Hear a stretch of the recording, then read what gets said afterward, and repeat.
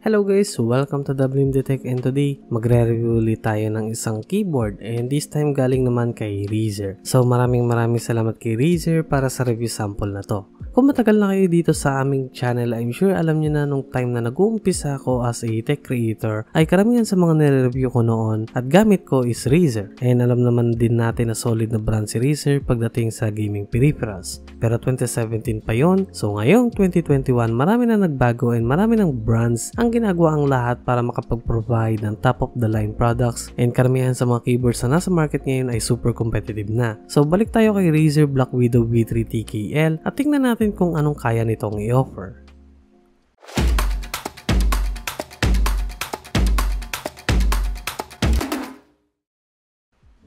Packaging ni Razer Blackwidow V3, as usual, andyan yung green color branding ni Razer, actual picture ni Blackwidow V3, ilang mga details sa keyboard like switch and RGB lighting support, at sa likod ay andyan yung specifications and features. Sa loob ng box, una natin makikita is yung keyboard mismo at sa ilalim ay user manual. So yun lang yung included at wala nang ibang accessories. Si Razer Blackwidow V3 TKL ay walang wrist rest included, which is unfortunate dahil yung full size version nitong keyboard na to ay may included na wrist rest.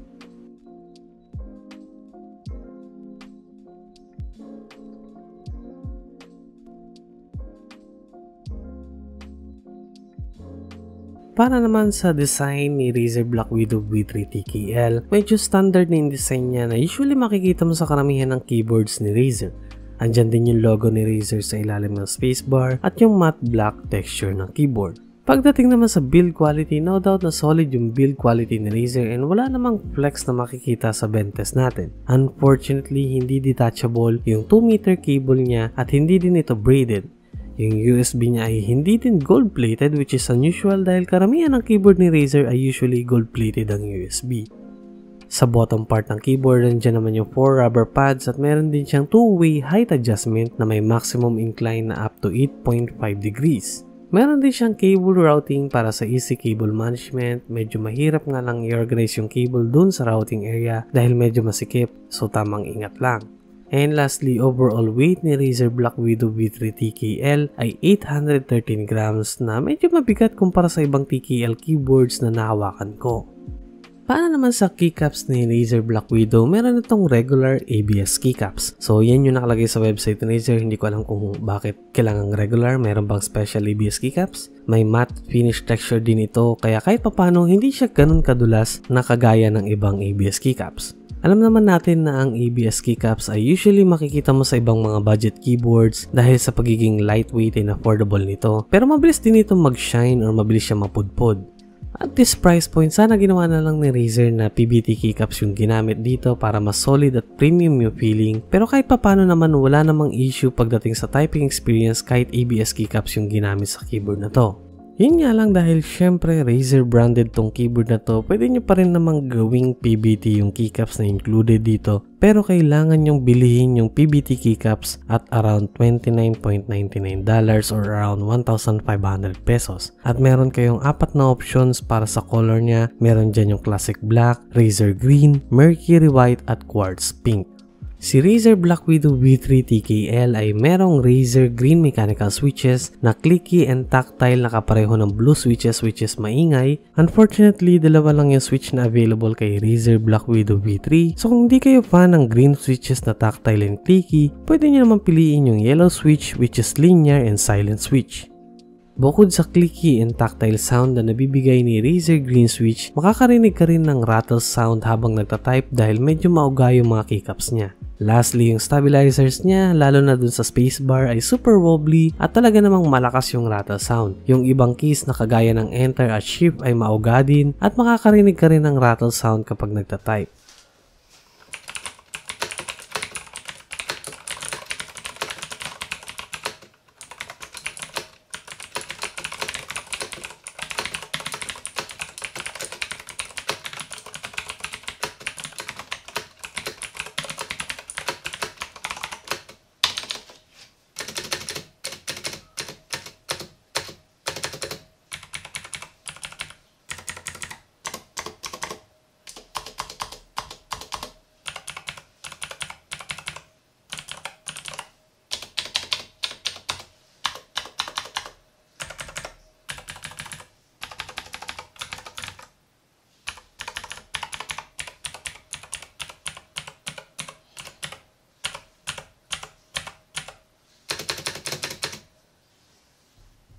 Pagdating naman sa typing experience, wala din akong naging problema and hindi din naman ako masyadong makaranas ng typing error. Dahil clicky and tactile si Razer green switch, so expect mo na maingay siya lalo na kung gagamitin mo siya for work like content writing.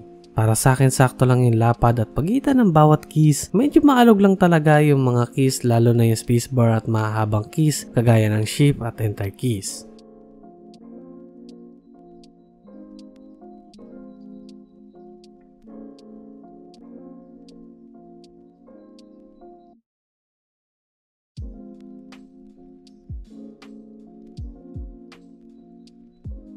Siyempre pagdating naman sa gaming, alam naman natin na karamihan sa mga products ni Razer ay built for gamers. So pagdating sa gaming, wala ako naging issue mapa FPS man or MOBA games. Super responsive niya lalo na sa mabilisang pindot, walang delay and accurate din yung mga keystrokes.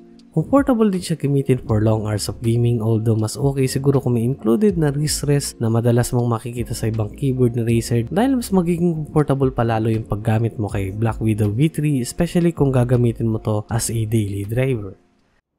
Greetings. Fight!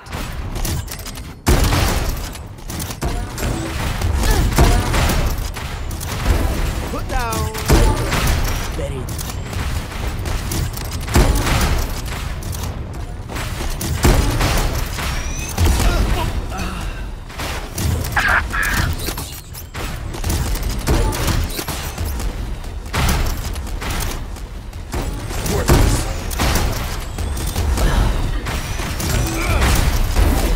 Embarrassing.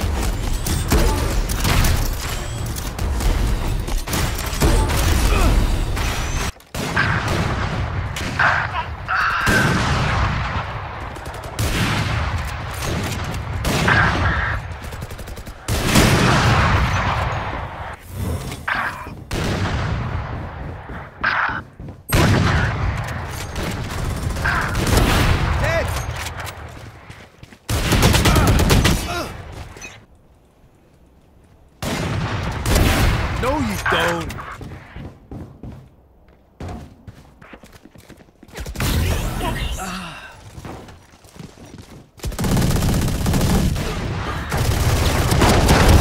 Sorry, bro.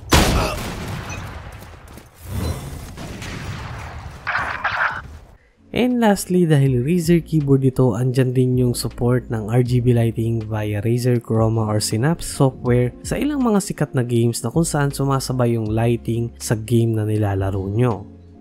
Para naman sa price, alam naman natin na usual na pricing ng mga Razer products ay nasa mid to high-end price tag.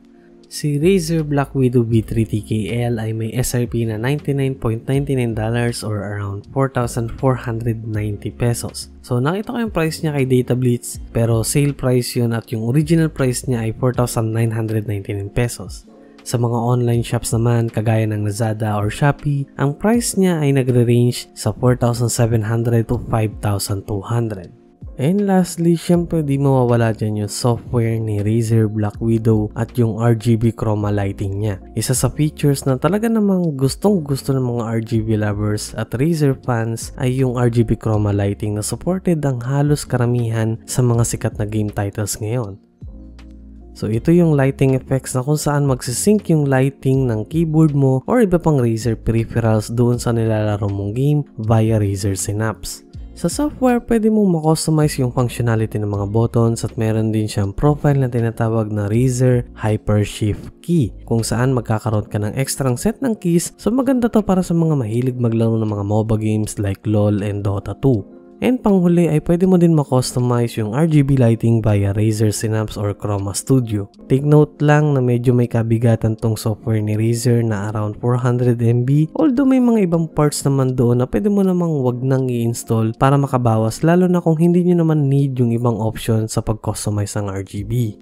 So bago natin tapusin yung review natin para kay Razer Blackwidow V3, konting recap muna tayo para sa pros and cons ni Blackwidow V3. Para sa pros, solid na solid yung gaming and typing experience ko dito kay Blackwidow V3.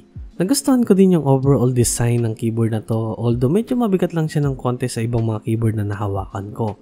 Syempre di mawawala dyan yung solid na build quality at yung warranty ni Razer. Meron din siyang cable routing para sa easy cable management. Andyan din yung long-lasting Razer mechanical switches na subok na, customizable RGB at support nito sa iba't ibang games, at syempre panghuli ay yung easy to use na RGB Chroma software or yung Razer Synapse.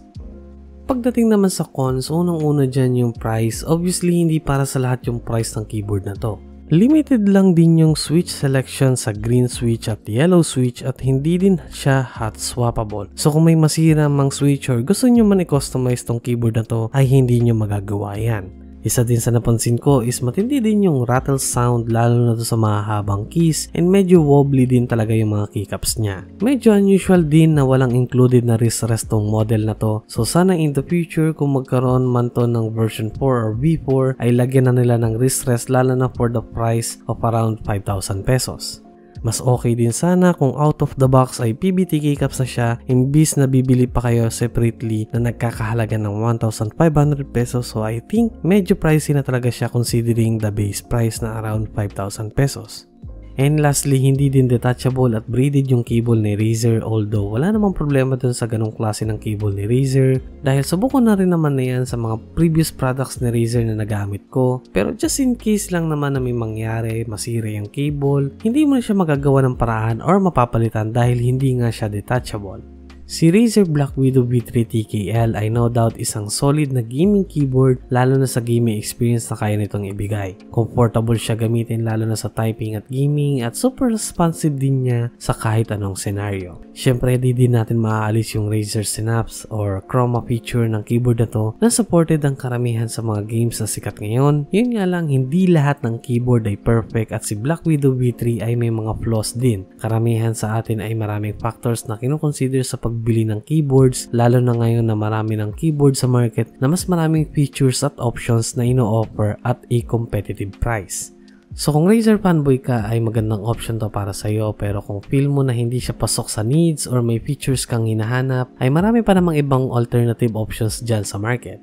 So ano masasabi nyo kay Razer Blackwidow V3 TKL? Comment down below kung ano masasabi nyo at kung nakabili man na kayo ng keyboard na to, share nyo naman yung experience nyo. And that's it guys para sa review ng Razer Blackwidow V3 TKL. Kung nagustuhan nyo itong video namin, don't forget to like, share, and mag-subscribe na rin kayo para updated kayo sa aming channel. Again, maraming salamat kay Razer sa pag-provide ng review samples na to. Huwag nyo din kalimutan yung affiliate links namin kung bibili kayo ng keyboard na to dahil may konti kaming commission dyan and makakatulong din yan sa aming channel para makagawa pa ng mas maraming reviews. And as always, happy gaming!